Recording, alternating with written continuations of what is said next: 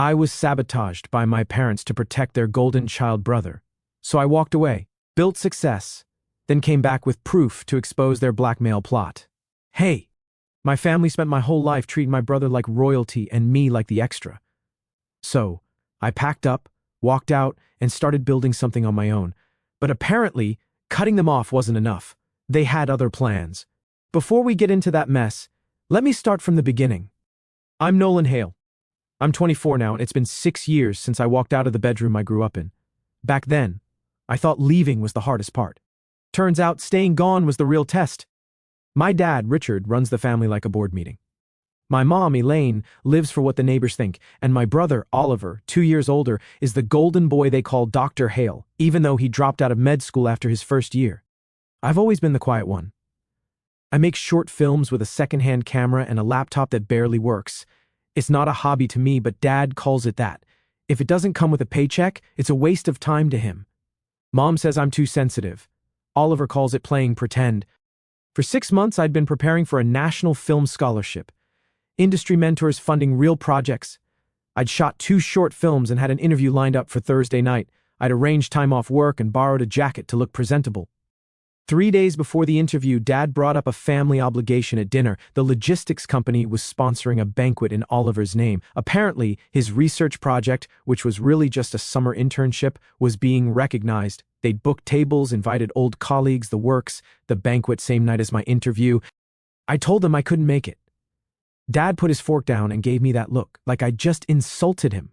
Family comes first, he said. This scholarship could set up my career, I said back. Career? He laughed. You mean your editing? Nolan, be serious. You'll have plenty of chances to talk about your little videos. Mom chimed in about how it would look bad if I skipped. Oliver just smirked and said, It's not like anyone will miss you there. I tried to argue, but there's no point when Dad decides something. If you don't agree, you're selfish. If you push back, you're ungrateful.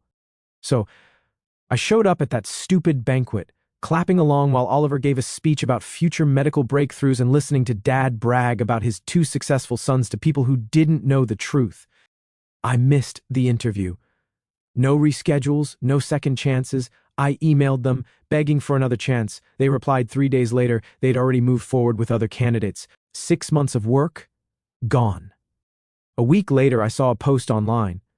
Oliver had submitted a short film to a regional contest. It won first place. The screenshots looked familiar, so I downloaded the video. It wasn't just familiar, it was mine. Same shots, same edits, even the original file names in the metadata. He'd taken my entire scholarship project, tweaked the opening credits, and put his name on it.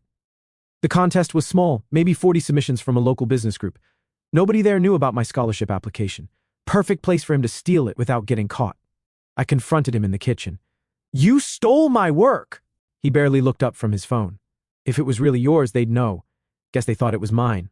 You had no right. Don't be dramatic, Nolan. It's just a video. You should be happy it won something. I turned to Mom and Dad, expecting some kind of reaction. Dad folded his newspaper, like I was interrupting something important. Oliver's been under a lot of pressure, he said. It's good for him to get a win. And you, Mom added, should learn to share. This family supports each other. Share.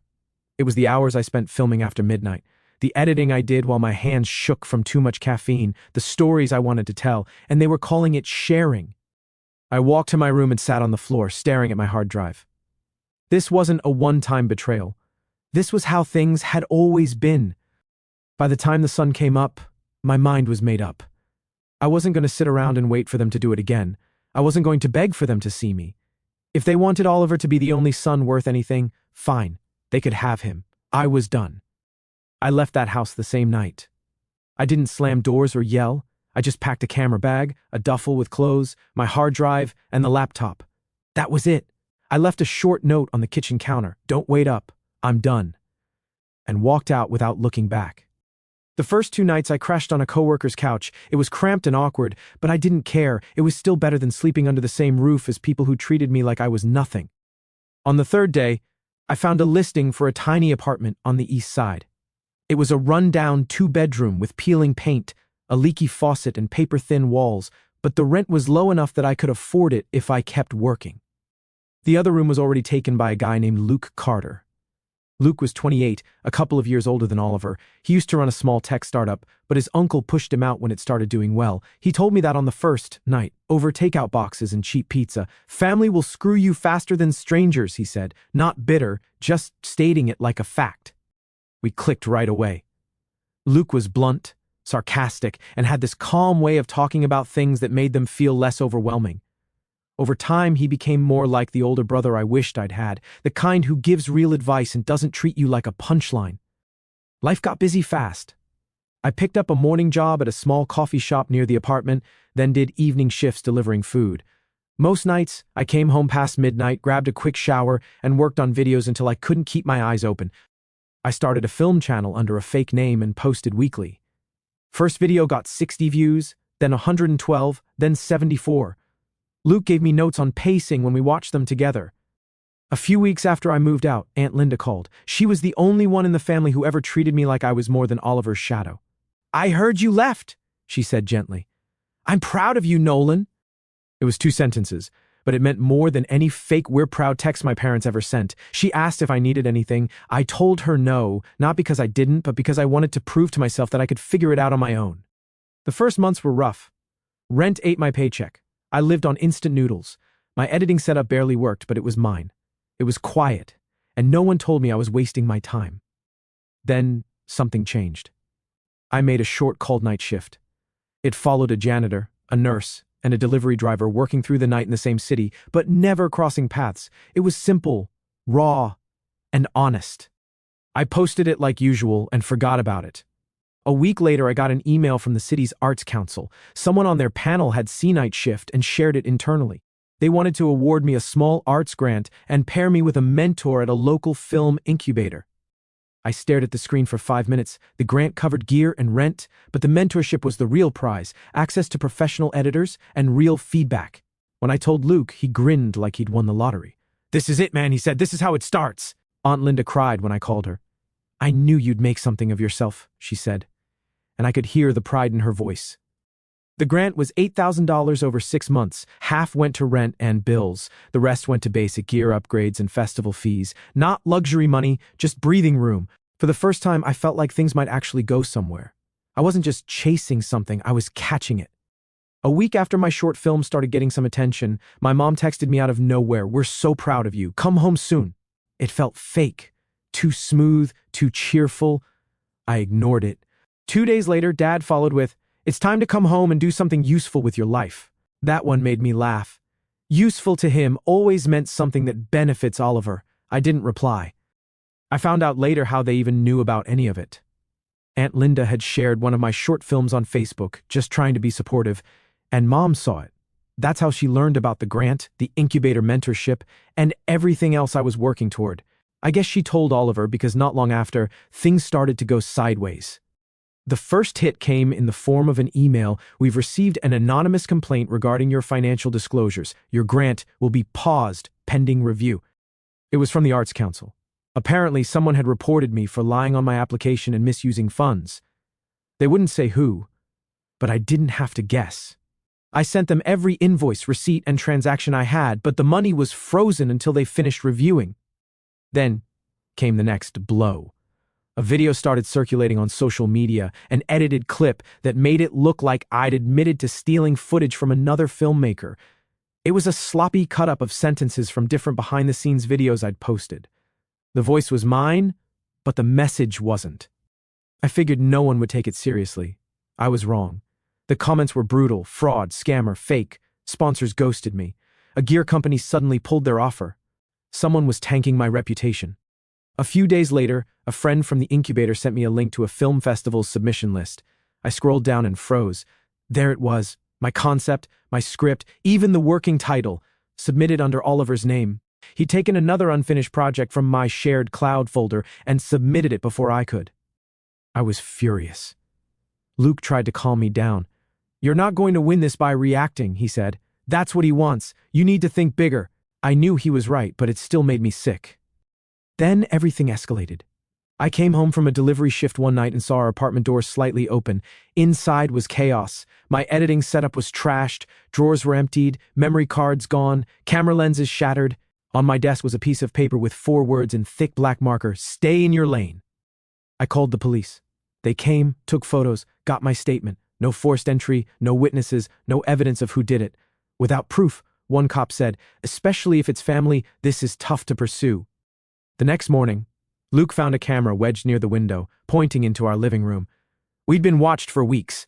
The camera felt calculated, hidden carefully, covered in dust like it had been there a while, but the break-in felt different, angry, sloppy. My guess, Oliver planted the camera when he thought he was being smart. The break-in happened when he lost control. That changed everything. It wasn't jealousy anymore. This was deliberate, planned. Someone, and we both knew who, was trying to scare me into quitting. And for a while, it almost worked. I stopped uploading. I'd sit at my desk and stare at my blank timeline without touching a thing. My drive to work on anything evaporated. A part of me even thought about deleting the channel, selling my gear, and finding a job that didn't make me a target. But every time I considered giving up, I thought about that note. Stay in your lane. That's what they wanted. For me to shrink back down and disappear so Oliver could keep pretending I didn't matter. One night, Luke walked into my room holding 2 coffees. "If you're going to quit, do it because you want to," he said. "Not because some spoiled idiot smashed your stuff." He was right. I wasn't going to hand them that win. The next morning, I opened a new project file and typed the title Negative Space. This wasn't going to be another short film. It would be a full documentary, not just about me, but about people who'd had their work stolen, their names dragged, their reputations trashed, people who were told to stay in their lane. I started outlining interviews, scripting voiceovers, and piecing together the story. Every message, every screenshot, every suspicious upload, I started cataloging it all. I quit the delivery job and kept the coffee shop. Luke covered part of my rent for a few months. The documentary took 4 months, filming on weekends, editing after shifts, all-nighters twice a week. My mentor let me use the incubator studio and software. Without that, my laptop would have died halfway through. Because I wasn't staying in the lane he built anymore. I was paving my own. The first thing Luke said when I told him about the documentary idea was, "If you're going to do this, do it smart. No angry rants, no half-baked evidence. You need receipts for everything." That's exactly where we started. We spent the next few nights turning my mess into a plan. Luke helped me organize every piece of proof I already had: screenshots of the fake video posts, timestamps from when Oliver uploaded stolen footage, emails from the grant committee, and text messages from my parents that tried to guilt me into coming home. We created a timeline, line by line, from the night I left my parents' house to the vandalism in my apartment. We upgraded security first. Luke installed a better lock and motion sensors. We also backed up all my work on encrypted drives. One stayed hidden in the apartment. Another went to Aunt Linda's place. She offered to keep it safe without asking too many questions. She was the only one who didn't need the full story to understand why I didn't trust anyone else. Luke traced the anonymous tip email to my hometown. We combed through metadata on the stolen files. They still had my original creation dates. The most surprising evidence came from Aunt Linda. She was looking through old family photos on the shared cloud everyone forgot about. She found a folder labeled End Projects, drafts of posts attacking me, the fake video files, even a document called Reputation Management Strategy. Oliver had used it as backup and never cleaned it out. Kept all the evidence because he never thought he'd get caught. I reached out to the mentor from the incubator who had offered guidance when I won the grant. I explained what was happening without giving too many details and asked for advice. She told me to talk to a lawyer who specialized in creative property and digital rights. She even recommended one. He worked on contingency for the IP theft, no upfront cost. For everything else, I paid $200 a month. Luke kicked in $800 for filing fees and told me to shut up when I tried to pay him back. The lawyer's advice was simple: don't go public yet. The more you talk online, the more they can twist. Build your case quietly. Then when you move once and hard. He helped me start a formal process for a demand letter against Oliver for intellectual property theft and defamation. It wasn't a lawsuit yet, but it was the first legal step. I started filming Negative Space, not me crying, but how this happens to anyone building something. I filmed night shifts, interviewed other creators who'd been plagiarized, and captured my empty desk where the broken gear used to sit. It wasn't pretty. It wasn't even polished, but it was honest, and that was the point. I posted a 3-minute preview, break-in clips, screenshots, a voiceover about envy. A film blog picked it up. Views jumped from hundreds to tens of thousands. The attention brought new opportunities. A small documentary collective reached out to offer feedback. They even asked if I'd consider submitting negative space to a festival they partnered with. I wasn't ready yet, but I thanked them. The idea of my story reaching a real audience made me work harder. The documentary collective waived my submission fee through a festival partnership. Without that, I couldn't have afforded the $75 entry. Then came the email I wasn't expecting. A major independent film festival accepted negative space for its upcoming showcase. I stared at the message for a full minute before I believed it. My first feature-length project, born from sabotage and anger, was going to screen in front of real critics and industry people. The timing couldn't have been more perfect because just a few hours after that email arrived, I got another one from my mom. We're hosting a family dinner this weekend. Your father says we can help repair your reputation if you're willing to be reasonable. A separate message from Dad followed. We can fix this. Let's talk like adults. There was no apology, no mention of the vandalism, the theft, the lies, just another attempt to make me feel like I needed them. I showed the texts to Luke. He raised an eyebrow. They're scared, he said, and they're trying to pull you back in before you do something they can't control.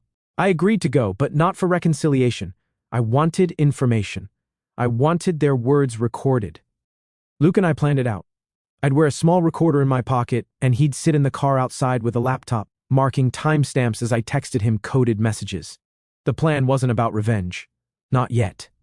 It was about being prepared. By the time dinner arrived, negative space was deep in production. I had hours of footage, more evidence than I'd ever imagined, and a legal path starting to form. For the first time since leaving home, I didn't feel powerless. And this dinner wasn't going to change that. They thought they were pulling me back under their control.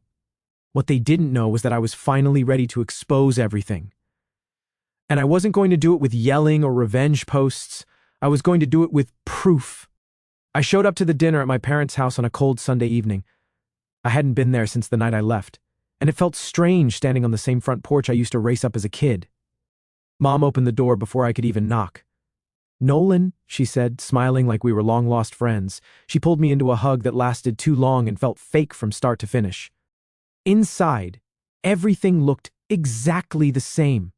My old photo from middle school still hung in the hallway, crooked and forgotten, like they'd never noticed it was tilted.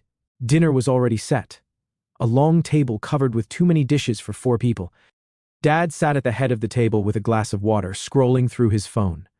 Oliver leaned back in his chair, phone in hand too, acting bored like he was doing me a favor by even being there. Glad you could finally make time for family, Dad said without looking up. Glad you invited me, I said, keeping my voice even.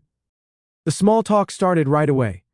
Questions about my little videos, comments about how I must be busy with all my online stuff. It was their way of downplaying everything without sounding obvious. I didn't bite. I answered each question calmly and kept my tone neutral.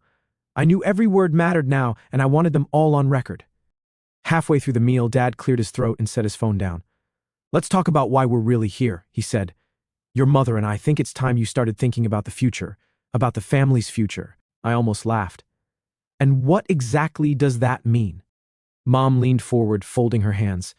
Oliver is starting a medical consulting practice, she said, as if the words were sacred. It's an exciting opportunity, but he can't do it alone. We were thinking maybe you could partner with him. Partner how? I asked, though I already knew. You have a platform, Dad said. A growing one. You could handle marketing, media, outreach, all that stuff you're good at, and in return, you'd be part of something bigger than your online projects. For years, they called my work a hobby.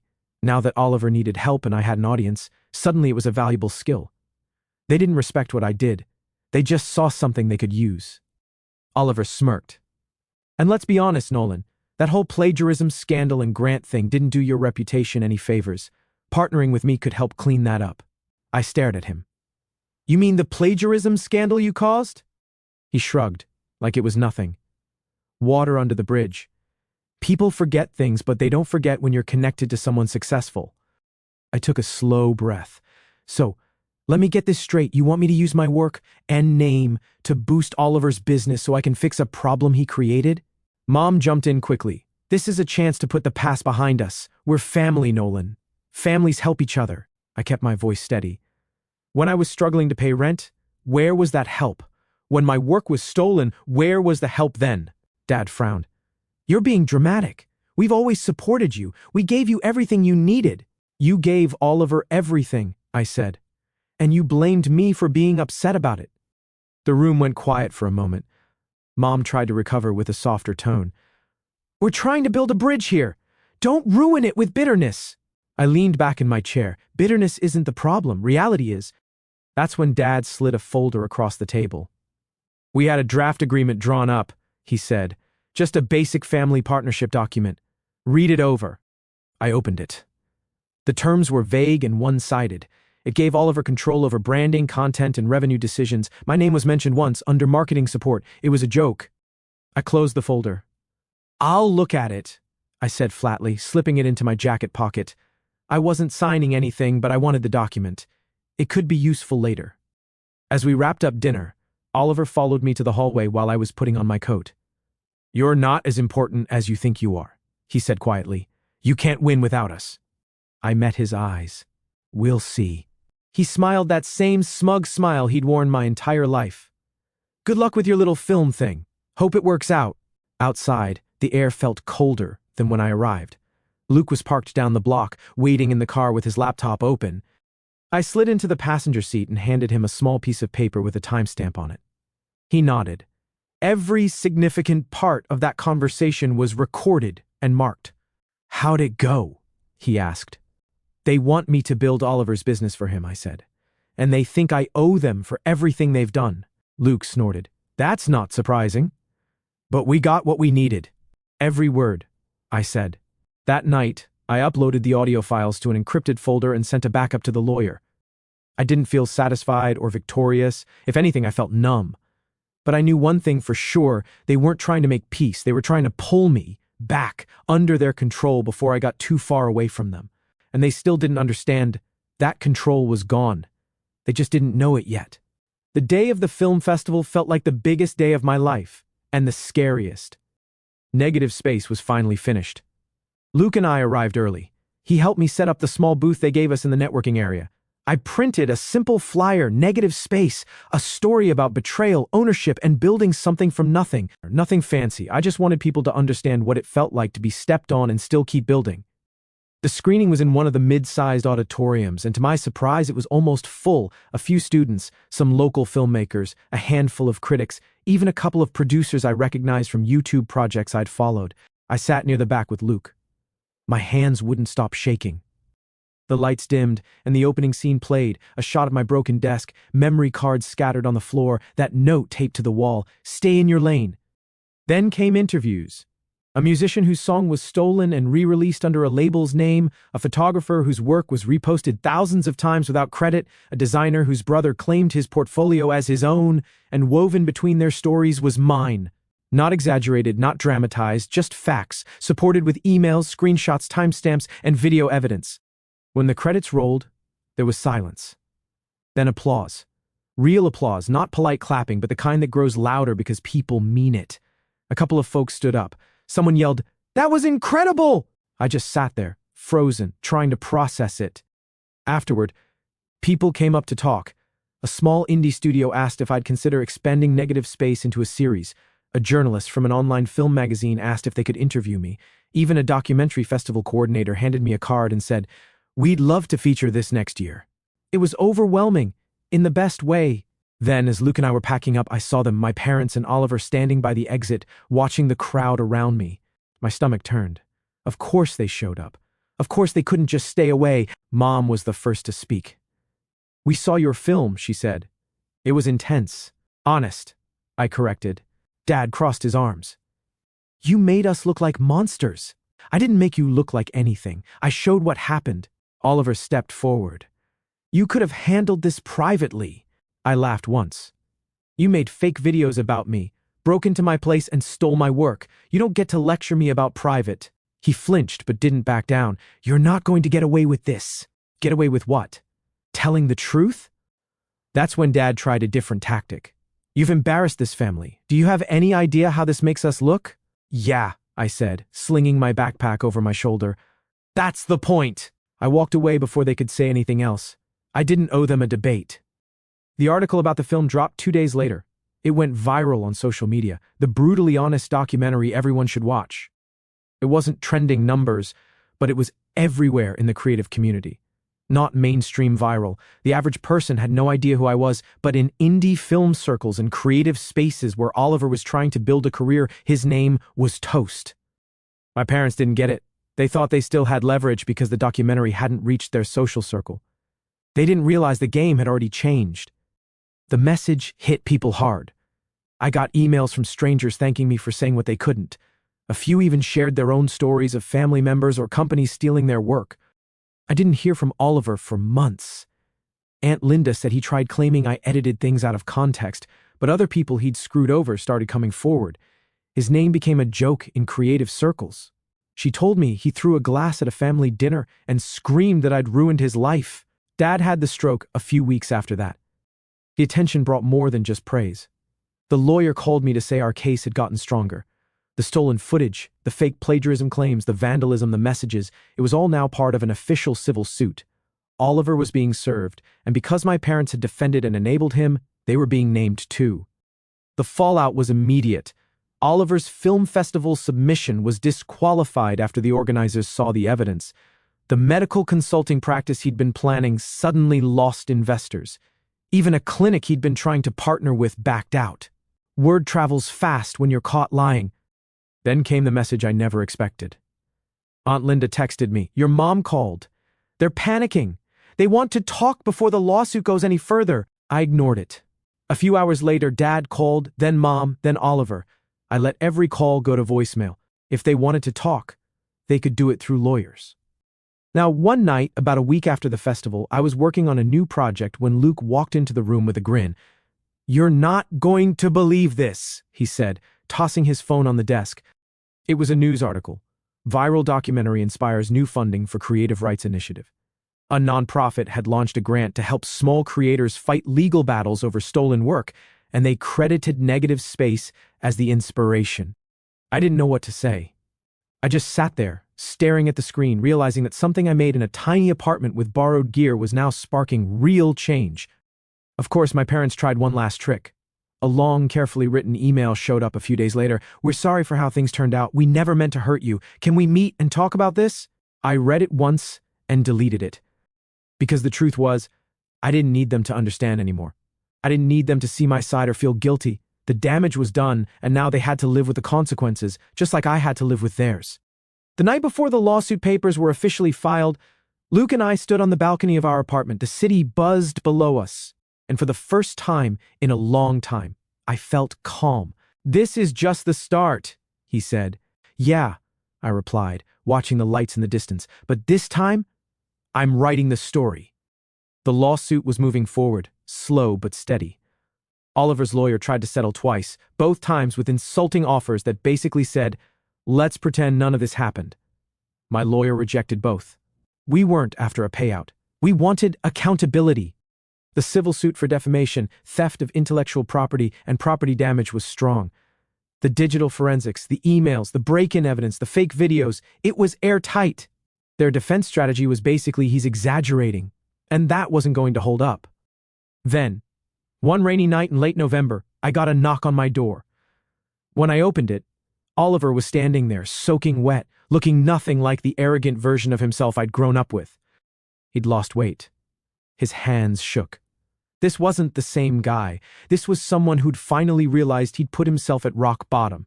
His clothes were wrinkled, his hair was a mess, and his face looked tired in a way I'd never seen before. "Can I come in?" he asked quietly. I hesitated but stepped aside. He walked in slowly, scanning the place like he was searching for the version of me he used to know.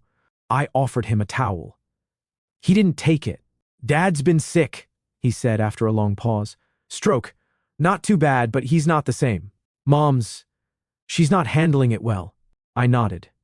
"I heard." He rubbed his face. "Everything's falling apart. Investors bailed, my name's trashed, nobody wants to work with me. I can't even get interviews because every search result is about your documentary or the lawsuit." I leaned against the counter. "That's what happens when you spend your whole life thinking you're untouchable." He flinched. "I know I screwed up." "Screwed up?" I said, my voice low but steady. You didn't just screw up, Oliver. You tried to destroy me. You broke into my home. You spread lies. You stole my work. You watched me through a camera, and you never once thought you were wrong." He didn't argue. He just stood there, eyes red, staring at the floor. "I thought I was supposed to be the successful one," he whispered. "That's what they always told me. If you started doing better than me, then what was I?" I didn't have an answer for that. Maybe he didn't either. After a long silence, he finally said, "I'm sorry. Not because of the lawsuit or because my life's falling apart. I'm sorry because I treated you like you were less than me. You never were."